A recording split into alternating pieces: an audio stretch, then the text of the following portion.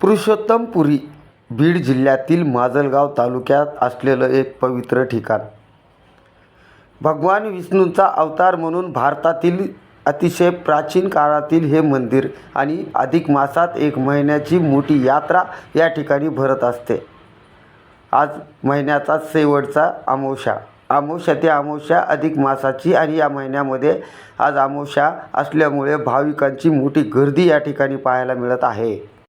ऐतिहासिक महत्त्व म्हणजे शार्दूल राक्षसाचा वध केल्यानंतर पुरुषोत्तमाचं रूप धारण करून भगवान श्रीकृष्णानं या ठिकाणी स्थान घेतलं होतं.